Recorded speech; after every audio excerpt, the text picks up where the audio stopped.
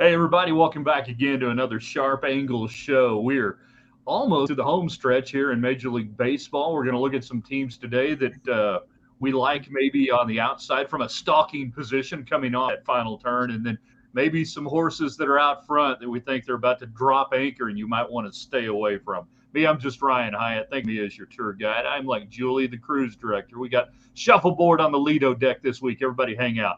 He's out there in the wilds of the unknown portions of this country. He is Smitty Bucks. He is king of bet of the day. It's his best bet. That's how you know it's the best bet. And then down there, the king of pickleball in the Big Easy, it's Stevie Shrimp. How's everybody doing? We all surviving this summer of heat? Yeah, barely. So you guys, I survived Florida. A lot of golf. I survived Florida, and then I got an early tee time tomorrow to try to beat the heat up here in Northern Virginia. One more round of golf here. Humidity. I don't get the humidity in West Texas. You guys wake up sweating. You take a shower. You feel like you need to take a shower again. Conservatively, Smitty, rounds of golf you played in the last 2 weeks? I played 68 holes last week down in Florida with my brother-in-law and some other people. So it was a good time. It was, but it was warm. So I'm going to get out tomorrow. I have an early tee time tomorrow to try to get 18 in.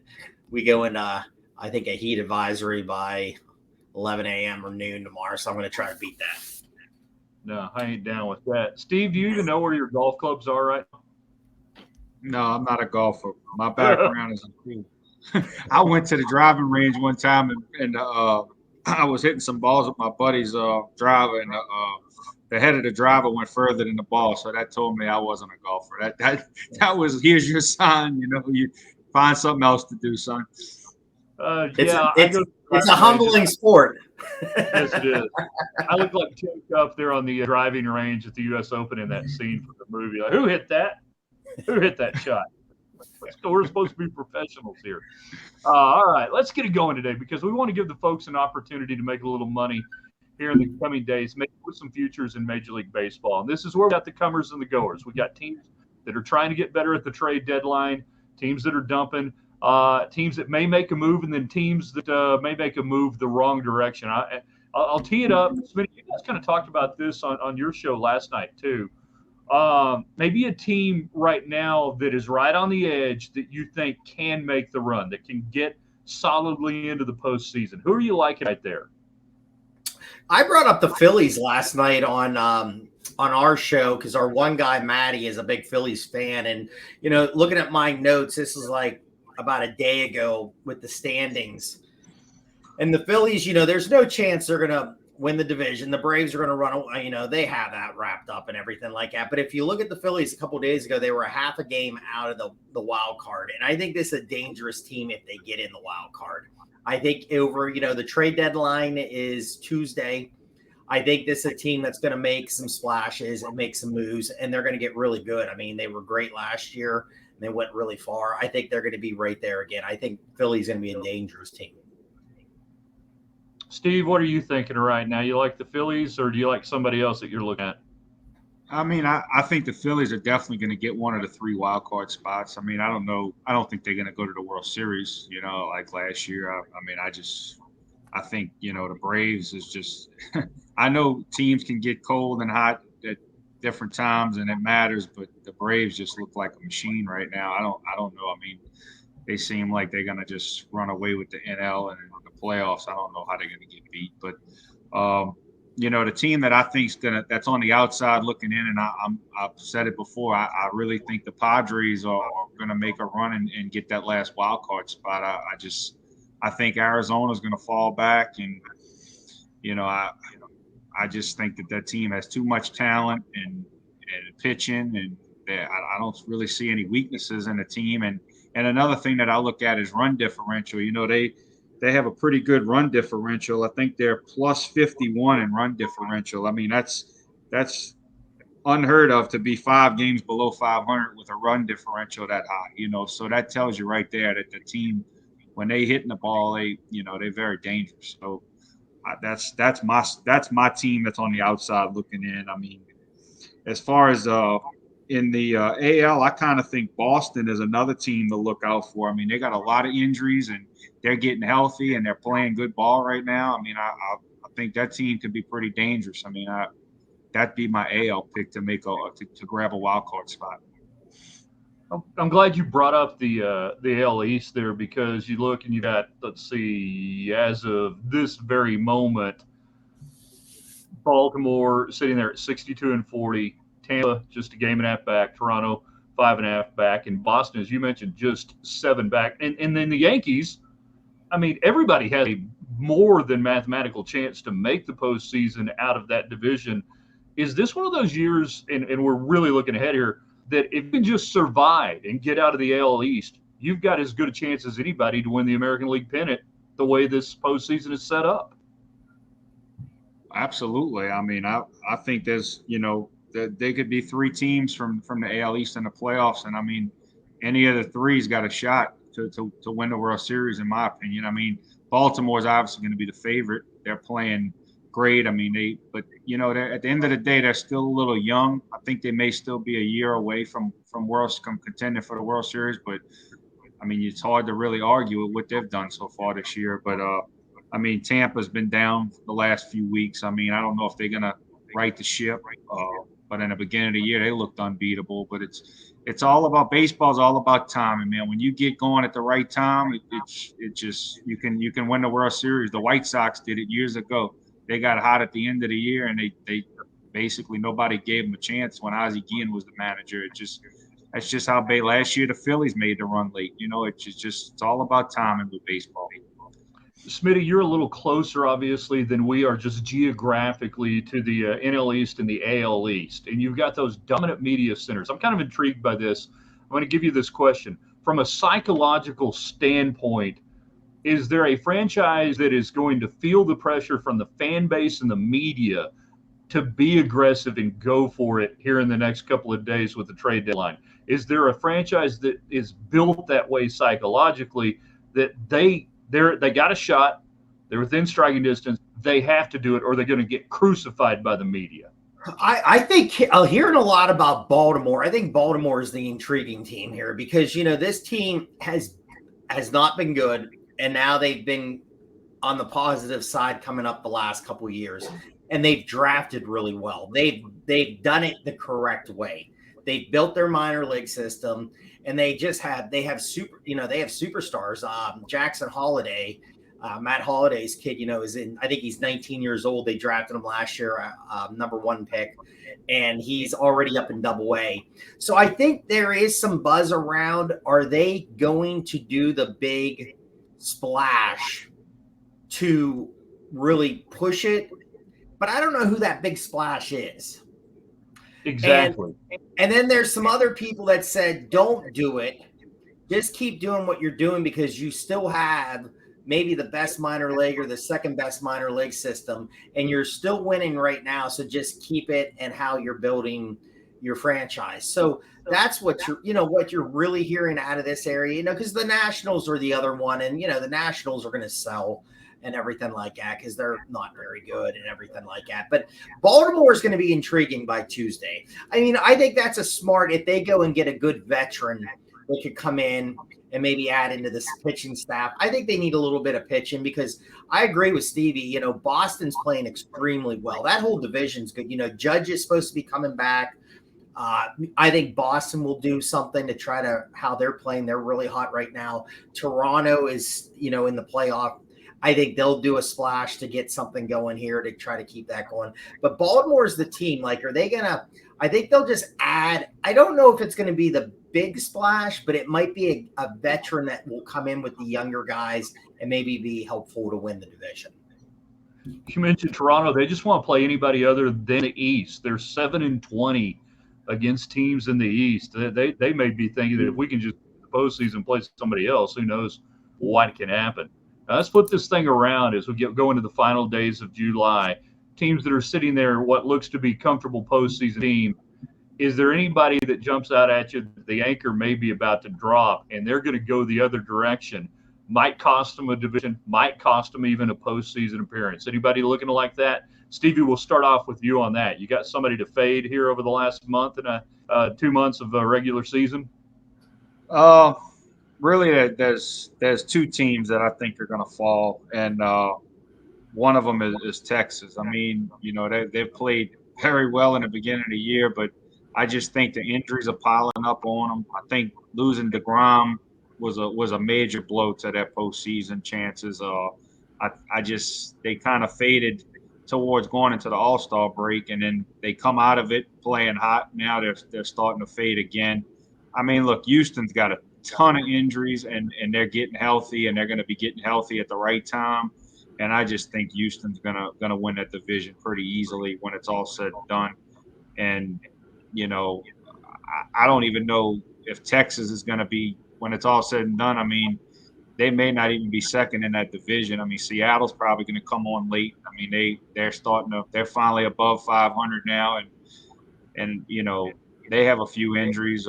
Kelnick hurt his foot. I know he's out, and then Julio Rodriguez hadn't really been playing up to his standards. So, if that team gets hot, they're going to make a run at the end. I mean, they could sneak in a wild card spot, but I just think Texas is going to fall, and Minnesota's a team that I think that's Cleveland's division. I'm not sold on Minnesota. I just don't really like their pitching, and I just don't think they have enough in their lineup I think Cleveland's just a more solid team. I think Cleveland's going to win that division. I really do. What about you, Smitty? What are you looking at as far as some teams that you might want to start putting on a little fade blast? Well, I don't know so much fade. I want to see what they do coming up here. I agree with Stevie with Texas. Their bullpen, I wrote down coming in the other day, was 4.77 ERA team bullpen there. They went and got Chapman about a month ago, but that's not the answer in the bullpen. I said on our show, maybe Bednar out of Pittsburgh. Could that be a guy that you're targeting there? I think Texas really needs to do something to try to get that bullpen a little bit more tighter in those late inning games. I agree. I think the Astros, they're getting really healthy. First baseman came back. Second baseman came back. I think they'll add another arm in their rotation. I want to see what the Dodgers do, because the Dodgers are winning the division, but where's their starting pitching? I don't see them. If you're looking for a team that really can make a run and really go at it here, I just don't see it. Kershaw's been, a little nicked up. Some of the other arms are really young guys. Gioletta last night went to the Angels, which was kind of surprising. I thought that was a spot. Maybe he was going to go out to L.A. There's been rumors about Lance Lynn, but I mean, I'm sorry. If you're really, is that how bad this market is? If your teams are really eyeing up Lance Lynn, yesterday the big rumor was Tampa Bay. Then it was the Dodgers. And if that's the major, the guy I hit last night. I played the Cubs last night. He has like a 6 point something ERA, gives up a lot of home runs. Now, maybe a change of scenery would be good. He's a veteran that's been around, but I don't think that's the answer to go get Lance Lynn. Just being a Pirate fan, Mitch Keller's another name that's been thrown out there. Would the Dodgers go and get something like that? He's under team control until 2025. That could be an option. But I'm not saying the Dodgers, because they can hit the ball so well, but I'm a little concerned with their pitching staff. I want to go back out west to the Angels. We touched on that just a little bit a second ago. All right, the news comes out that they're most likely going to hang on to Ohtani. There are a lot of moving parts to that. As you look at the Angels in that division right now, they sit there as we tape this, 6 games out, 54-49. Why do I have a feeling that's exactly where they're going to be when this thing ends up? They're going to be about 6 or 7 games out. They won't get any better. They won't get any worse. Is there any actionable play that you could see right now with the Angels going forward? I've staggered you both. I was going to let Stevie go. No. I got an opinion, but I'll let him go. I just think it comes down to pitching. I think the Angels, they have enough bats in the lineup. They have some injuries, but the young guys have stepped in and they've really been scoring a lot of runs. So, outside of Ohtani, their pitching's a little suspect. I mean, they have a good closer. That's just a team that's hard to figure. I mean, where they're going to be. I mean, they could sneak a wild card, and then again, they could finish 10 games below 500. It could go either way. I really don't know. I mean, I would bet that they finish the year around, like you said, around 500. I'm guessing. I don't think they're gonna. If I had to bet my money, I'd bet that they don't make the playoffs.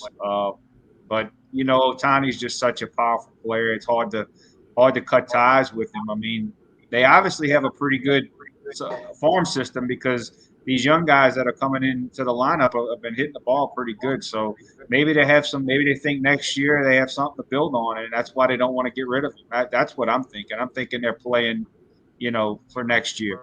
That's why they kept him.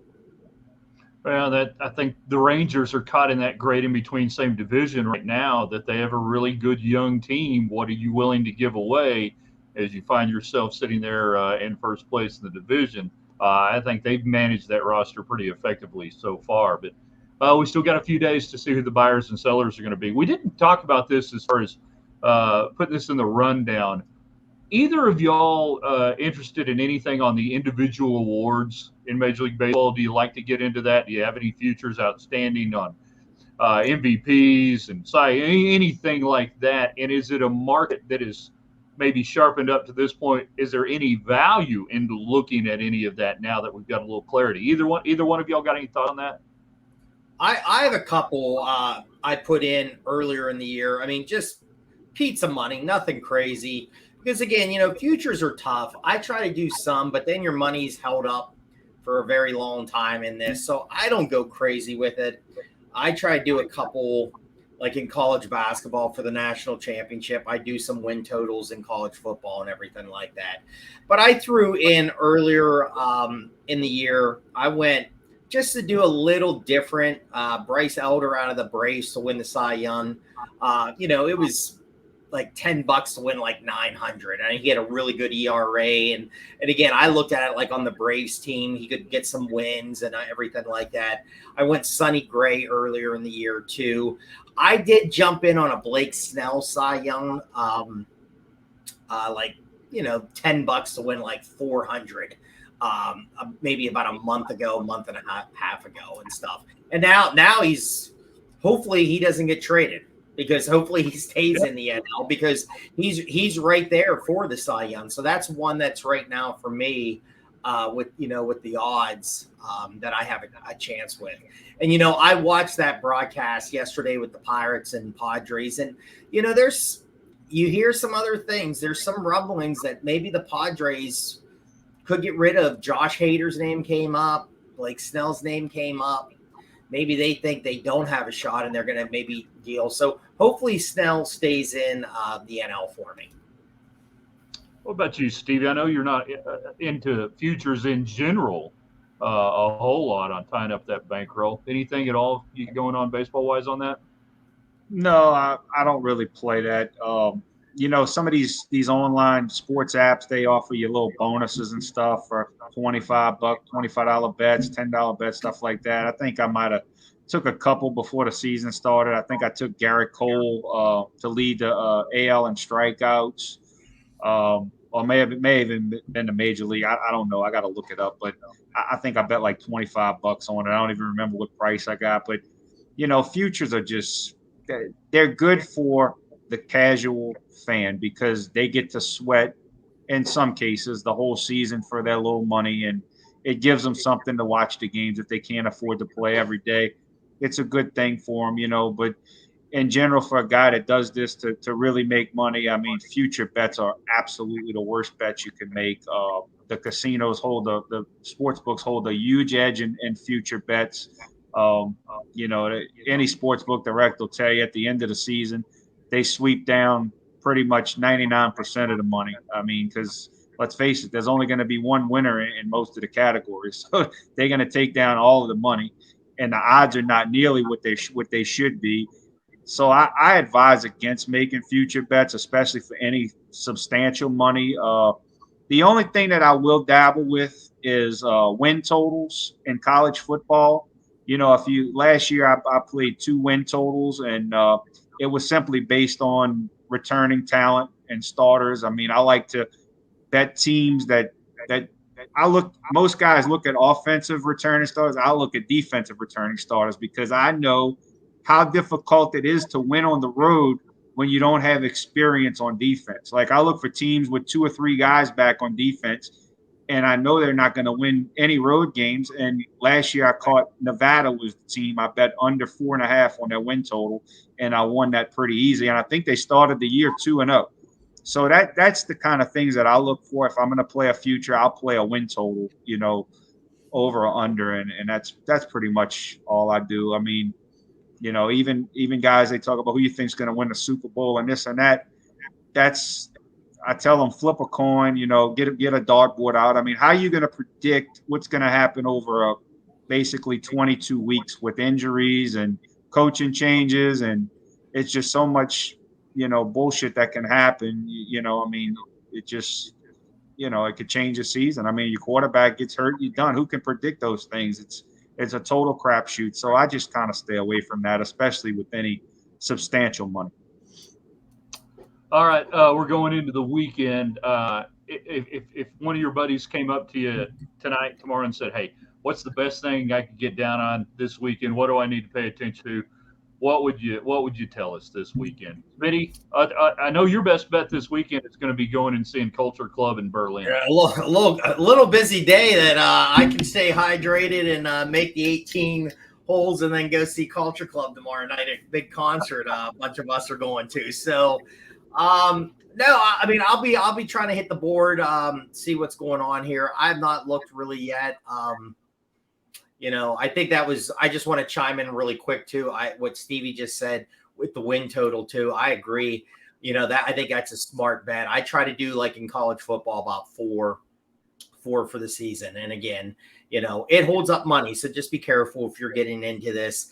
And again, maybe just watch how much you play. But no, we'll be firing. Best bet. I'll be trying to get one out for sure tomorrow. I should be back and I'll get one out in the afternoon. But should be some good series. And again, I think it's going to be intriguing. What's going to happen here is you might have some guys that are supposed to pitch and they might get yanked out just because they're in that trade talk and the team's like, I don't want that guy going and anything like that. So it should be. You saw a couple moves, in the last couple days. Pirates made a move today. I think it's going to pick up here as the weekend goes. Stevie, what about you? What are you paying attention to this weekend?